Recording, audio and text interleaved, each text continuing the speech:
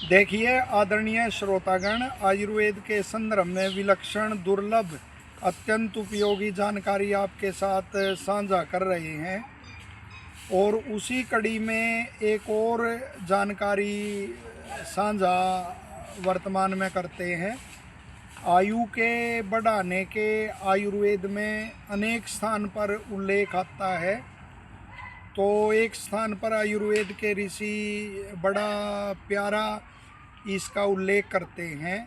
आयु बढ़ाने के क्या क्या कारण हैं, तो उन कारणों का उल्लेख करते हैं। तो वहाँ स्पष्ट आता है, आयुष्यम भोजनम जीर्णे वेगानाम च विधारणाम ब्रह्मचर्यम अहिंसा च साहसानाम च वर्जनम। तो कितना बढ़िया वो है उल्लेख कि आयु के बढ़ाने के ये कारण है। इनमें सबसे पहला कारण दिया है कि भोजनम जीर्णे, कि जब पहले खाया हुआ भोजन पच जाता है तब भोजन करना चाहिए। और शास्त्रों में स्पष्ट उल्लेख है कि दिन में 2 बार खाने वाला लंबी आयु पाता है। तो उसमें उसका यही वो है कि वो भोजन में अंतराल हो जाता है और अच्छी तरह से वह रस आदि जो धातुएं हैं उनमें वो बदल जाता है, उसका परिपाक ठीक ढंग से हो जाता है। और फिर आगे दिया है कि वेगों को धारण नहीं करना चाहिए। जैसे अनेक वो बीमारियों के कारण में आप उनका कारण खोजोगे तो एक कारण अवश्य ये मिलेगा कि वेगों को रोकना, यानी मलमूत्र आदि का वेग आया है तो उसको रोक के रखना। आंसुओं का वेग है या जम्भाई है या छींक है, अपान वायु आदि है, तो इन वेगों को रोकना नहीं चाहिए। उससे बड़े भयंकर रोग भी उत्पन्न हो जाते हैं। और फिर कहा है ब्रह्मचर्य, ये तो आयुर्वेद जगह जगह इसकी प्रशंसा करता है ब्रह्मचर्य की।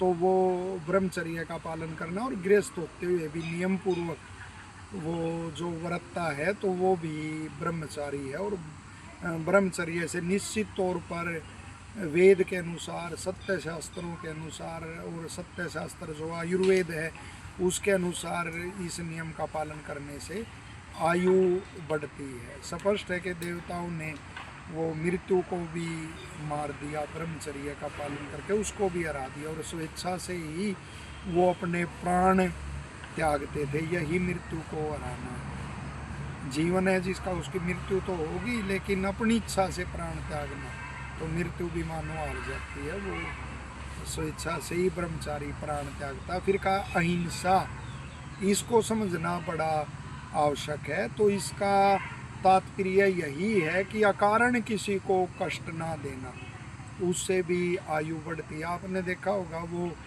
दूसरे का कोई दोष नहीं होता, किसी पुरुषार्थी या सात्विक आदमी को भी छल कपट द्वेष के चलते उसको सताना, तो फिर उससे निश्चित तौर पर आयु कम होती है। और किसी के साथ भी ऐसी हिंसा की जाती है जो हिंसा करने वाला होता है सात्विक व्यक्ति के साथ और पुरुषार्थी के साथ, तो हमने उनको बहुत भयंकर बीमारियों से गल गल कर मरते हुए उनको देखा है। बीमारी का अनेक कारण और भी हो सकते हैं, कोई पूर्व कर्म भी हो सकते हैं, तो लेकिन एक कारण यह भी होता है। और फिर कहा है कि जो अति साहस है तो उसको त्याग देना। जैसे कोई साहस में आके अपने बल से ज़्यादा ही व्यायाम करते रहना, या अति भार आदि कोई ऐसा उठा लेना, अत्यंत मार्ग आदि चल लेना, अत्यंत दौड़ आदि करना, और वो भी रोगी देखे गए हैं। अभ्यासी की तो एक अलग बात और वो होती है, लेकिन साहस का ध्यान रखना चाहिए, अपना साहस की अति नहीं करनी चाहिए।